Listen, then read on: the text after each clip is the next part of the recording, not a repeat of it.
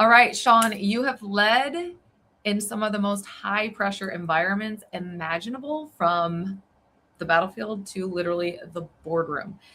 And what I want to know is, what have you learned about human nature, mindset, and leadership? Like, what do you think is the most misunderstood thing out of all of that, with leadership, mindset, and just like human nature, that you've come across? Mm. Well, let's just start off with the easy ones, right? Loaded questions. Man, there's so much to unpack there. I think from my experience in the military, what I gained from that, from being able to push through discomfort, to be able to push through fatigue, to learn about clarity in communication and getting people in line with a mission and having clear roles and responsibilities and executing, is a critical piece of effective leadership. Uh, that when I see work with clients or work with companies, that we tend to live in this land of vagueness.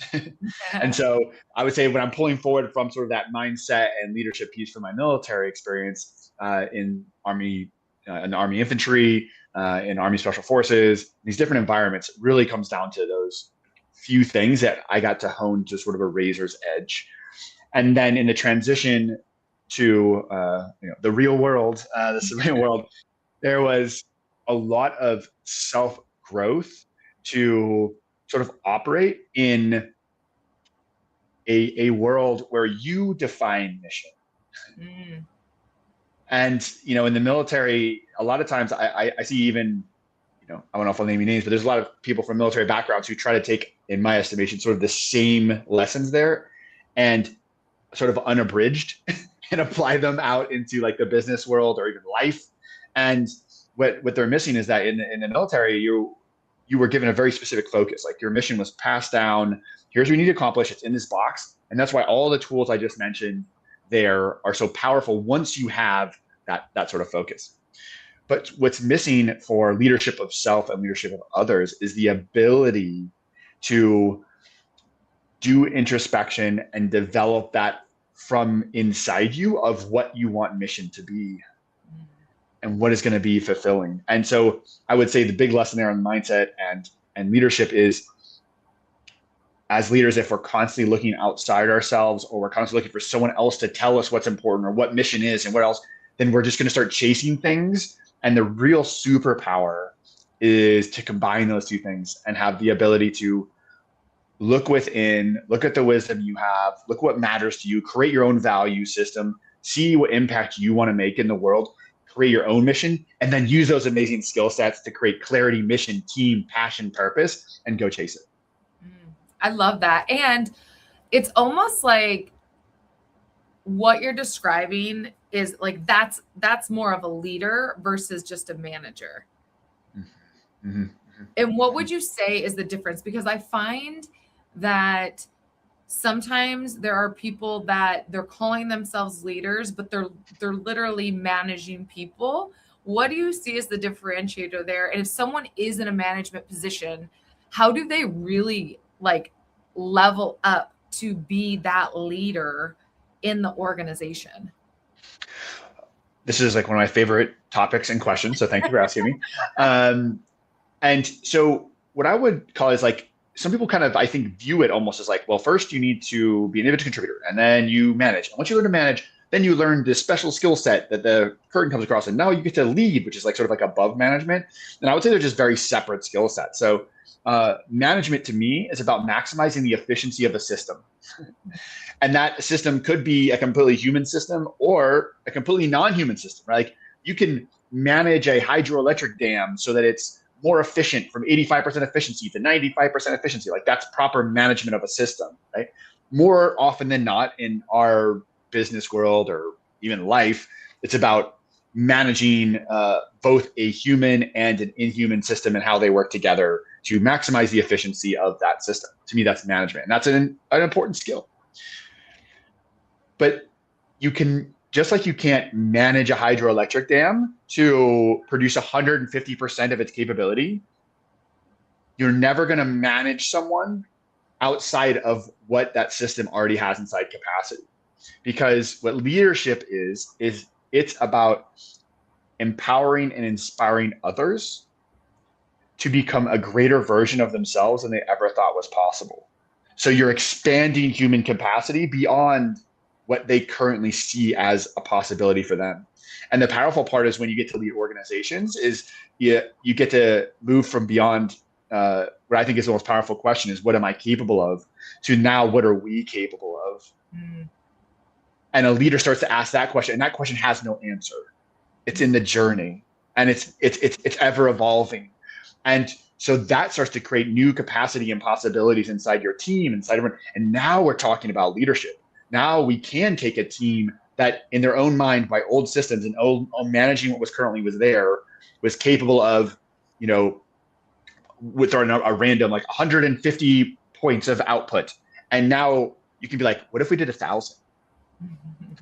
And what if we did it with less time? What would that look like? You know, what if we did it with less time and more satisfaction? What would that look like? And now we're starting to unlock different capabilities, and we're starting to lead people toward a future that they get excited about and they're willing to transform into a greater version of themselves for. Yeah, that's so good. It's like almost like expanding the consciousness beyond just you, but within the organization. And what would you say, like if somebody, these are some signs that you are only managing and you're truly not leading? Like, could you give our analytical people those bullets of what that could look like, right? Because I often see like really great leaders, and I think people can learn to be a great leader. Like, I think that there's skills that can be developed. And I think natural born leaders, we think so big and like out there that it's just like kind of our natural in our DNA.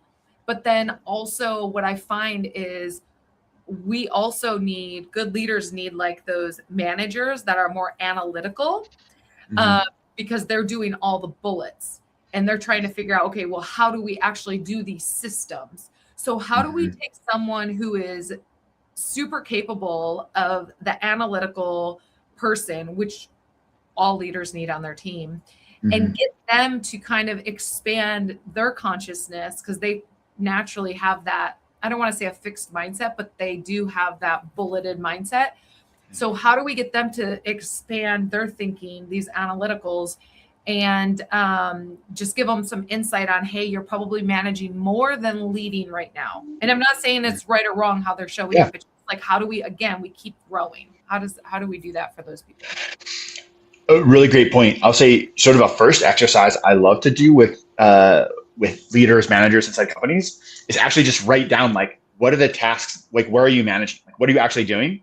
And then where are you actually leading? Because so they get inflated. Yes. Okay. I'm doing manage all together. And so you're just like, of course I'm doing both. And you're like, no, like let's divide it.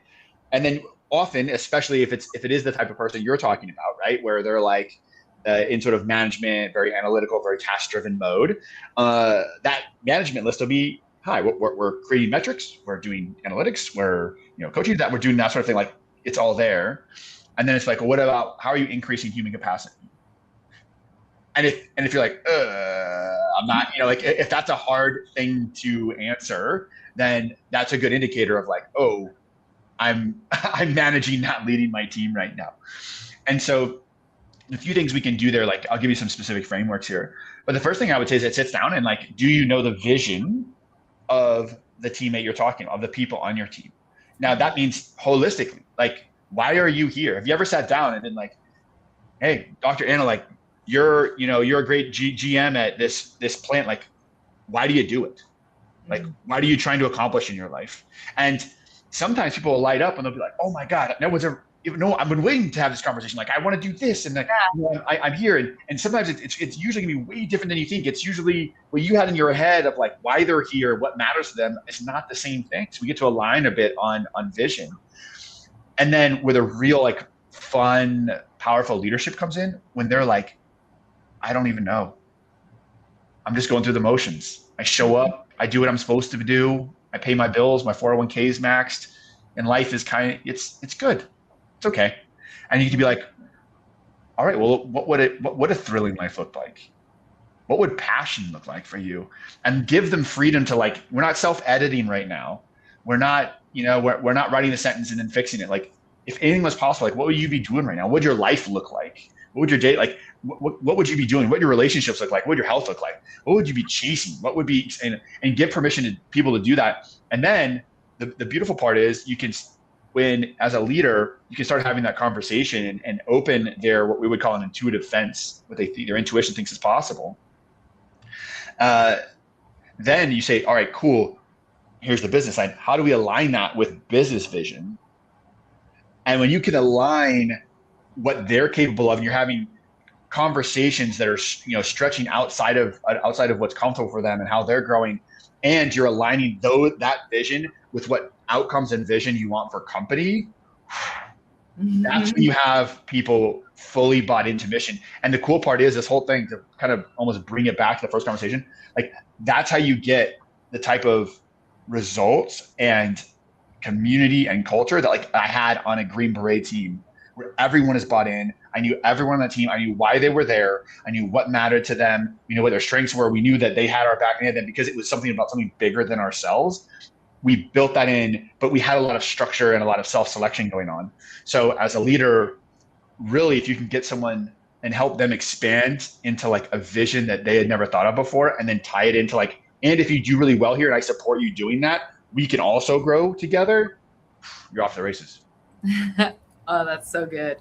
You're like me, where you work with a lot of high performers and people that truly are leading. And one of my favorite things to do is working one-on-one with these executives, founders. And what's really great about working with a coach, someone very strategic, when you're already at that leadership level, when you're already leading, what I often find is high achievers and leaders and founders, there becomes a certain point where they're doing a great job expanding consciousness within their organization, helping other people think big, but then people stopped asking them.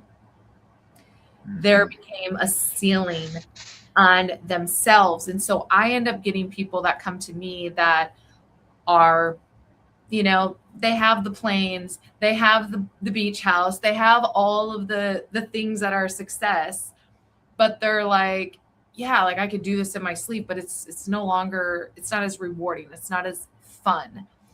And so the reason I'm bringing this up is because I think too, as we spoke to the analytical person, for the leaders that watch this podcast and listen to this podcast, what are some signs that, even though you are an exceptional leader, that you literally have hit a ceiling and it's time for you to also be led? Because when you're at the top, it's like, who's leading the leader? But what are some insights that you may find in terms of their behavior or how they're thinking or how they're showing up, that's a sign that maybe there's a little regression happening? What I often see is that you have two things that seemingly are opposing, but they exist together almost in a paradoxical state, which is they are both overwhelmed and completely bored. That's so good. They are busy, they're doing this, they're doing that, and they're also, like, kind of like, I'm also kind of bored with this. And so that's, to answer, like, the specific question, like, how do you know? Like, that's probably it, right? And some of that, and I know, because we've talked before, I had you on my podcast, we've talked a little bit, so we're aligned here. It's like, sometimes that comes from chasing the wrong thing, like chasing the wrong vision. Like, they thought the plane would make them feel happy and fulfilled. They thought having this number, they thought all these things, and it's all of a sudden they're like, oof. And so I think there's two components of that. One, here's the exciting part, is that now we get to switch on to maybe where the real work happens, which is inside you, not external. So that's another thing I look for, is like, where's real fulfillment, enlightenment come from? Is going to come from inner work, not external things. And sometimes, to your point, we hear this all the time, right? It's like, it almost takes someone getting to whatever point in the race of things that they never thought possible for them then to realize, this is nice. Like this is cool. Like I like this. And it's still not filling up what's inside. And so, and that's where, people can kind of take a dark turn sometimes, and they can get depressed, or they can get a subsidy. They can get a lot of dark areas, or we can look at it and be like, oh, awesome, cool. Here's the next, who's the next frontier, right? Like almost like you walk over the front range and you're like, we did it. And you get it. And you just see that you're like just on the front range. And you're like, oh, this is just, there's so much more. There's so much deepness here. So I think that's one component of it. And then the other thing I would say is that even if they have all of that stuff, I think we still get to play with intuitive defense and vision here. So we get to lay out and be like, okay, what would be thrilling and exciting for you in terms of results? And maybe it's a bigger company, more people think. Maybe it's something completely different, a new challenge, and like not everything has to be like bigger, more company, more like, especially if you have all those material things. It's like, if I kind of play the piano and like I'm too scared to play in front of people. You're like, what if you fill the theater? It's like, what? And then you like go chase that thing that's going to be thrilling and like push them outside what's possible. And sometimes in the firm Novus Global, I mean, we'll play with this and we'll push and to a point where you do find a vision for your life that is so thrilling that it's worth this pain of transformation. And then cool, you get to the work of transformation. And you can also start playing with a tool we call Break Your Brain. So this one's kind of cool. So you can say like, okay, your relationships or your fulfillment in life, like where's it at right now? And they're like, it's a 7. Okay, what would a 10 be? Like, let's describe that. And then and they describe it, and then here's where most coaches stop. They go, cool, let's go do that. Okay, all right. But what if you said, okay, that 10 you just described, what if that was a 5? Then what would a 10 look like? And then you do it again. And they're just like, and then you're living this land of possibility and awe and exploration. And that's how we get to reignite passion and also redirect of like, what is actually going to give us that passion and fire in life and fulfillment, and what are sort of like empty goals that somewhere in our life we've been told or we thought was going to lead to fulfillment, that we're just chasing an empty dream. Yeah. I think empty fulfillment of chasing goals and dreams that were never yours is like, it's like the worst. But here's the thing. We don't realize it until we get there. Like we don't realize it was an empty dream or whatever until like we achieve it. And yeah, that's so good. And I love how you take your clients to like think, okay, what's under that? What's under that? What's beyond this? What's beyond that? And like, it's such a great exercise. And what I find is I try to do those types of exercises on my own, but it's so much better when I have a coach that's facilitating it for me. And it's like, it's almost like the energy of having another person with you that's helping to expand that consciousness, helping you to go beyond. I have a client who he sold his first company for like $80 million. Most people would be like, oh, if I ever did that, I'm like going to, go into the sunset and I'm just going to be sipping pina coladas and like do whatever I want. But what's interesting is then it was like this whole lull of like, I did this great thing. I sold this company and like, now what? And he has more opportunities than ever in his life, but none of it seems to hit. And what's interesting working with him is like, sometimes, like you said, it's not building the bigger thing. It's not going for something bigger. And for him, it was like getting deep of like, why are we even here on earth? Like, what is this thing called consciousness? Like, how am I here to make an impact? And like really getting deeper in that from a heart-centered level. And I think that it's so great to do both, to like think, okay, what is the biggest thing that I can create and build and influence? And then at the same time, what if it's heart-centered? Why are we here? What's that deep, what I call like the juju, the good stuff of all of that going on beneath it. And I think, again, these conversations are so important to have. And often we just kind of get into like the nuts and bolts of like the managing and the what's to do and the systems. And yeah, it's the expansionness, it's the consciousness of what we need to create together. Well, Okay. I was gonna say one thing on that. I was like, Yeah. to your point, like if you ask everyone, you're like, are you capable? Ask everyone, ask these people, like, are you capable of growth? Yes. Do you have blind spots? Yeah. Yeah. How are you going to uncover your own blind spots, your own limiting beliefs? Like everyone's gonna be like, of course, if everyone has any sort of level of awareness, like I have blind spots, I have limiting beliefs. If you could undo those yourselves, you would. Yeah.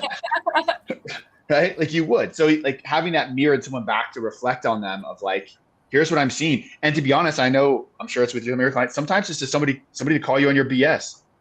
Oh, yeah. I feel like half the time that's why I get hired by these high achievers is because I don't give them, you're so great. Yes, yes, yes. Like I challenge their thinking and like, and that's so important. Yeah. And then when they have BS, I'm like, do you hear that story you just said? Like, Yes. Yeah.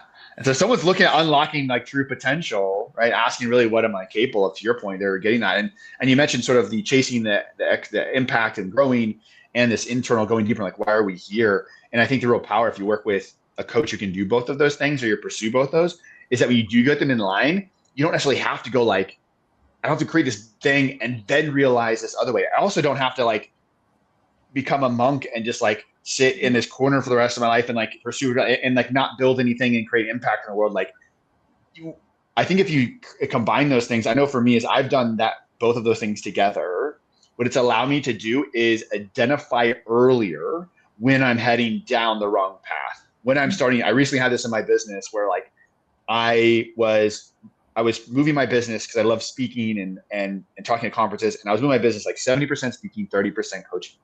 And I was heading that way, and it was working, and it was great, and I was on stages and all that stuff. And then all of a sudden, as I started realizing, I started this feeling, and I started looking at my friends who were like at the next level of that, and they were on the road 150 days a year, and I had a son last year, and I've got a baby boy at home, and like I didn't grow up with a father, and so I'm very committed to like being a father for my son, and like so I'm like very early, I was like, oh, I'm not creating a future I want to live in that's aligned with who I want to be, and so I was able to pivot. And so I do think there's a power of working with a coach. Like you don't have, I guess my lesson, like you don't have to go build a thing and realize that you're empty to go find a coach. You don't have to hit rock bottom. You don't have to like, you can find someone and you can align those two things. And the earlier you do, the if you really value this experience of life, which hopefully you do, like it's just like we're literally living in magic right now. It's incredible, and the opportunity and freedoms we have is unparalleled in the history of humanity. 100 billion souls have walked this earth, and none of them, kings didn't live as good as you and I lived. Kings didn't live as good as a middle-class American. Like, if you value that, like, do it now. Like, don't wait.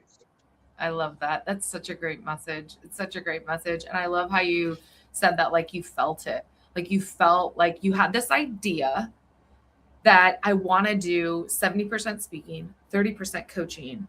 But then you had this feeling of like, oh, wait, that doesn't feel in alignment.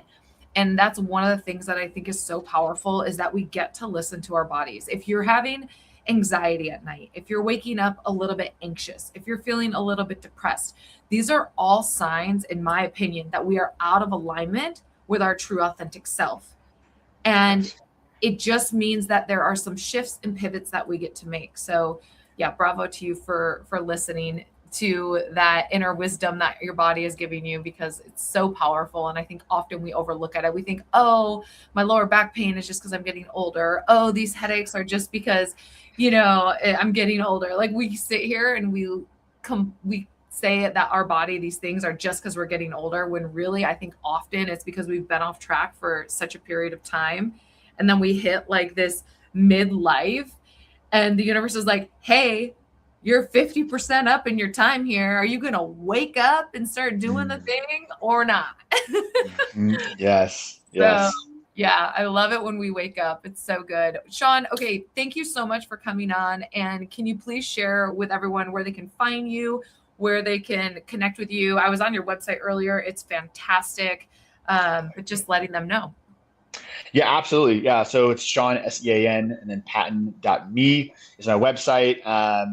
Also, I'm on LinkedIn. You can contact me there. And I'd love to have a conversation. my coaching practice is underneath a larger firm called Novus Global, and that's allowed me to partner and work with all kinds of clients and larger companies and really bring this type of work in a team environment to the whole organization. So I'd love to have a conversation. Awesome. Thank you so much. And we're so glad everybody showed up to listen to this podcast.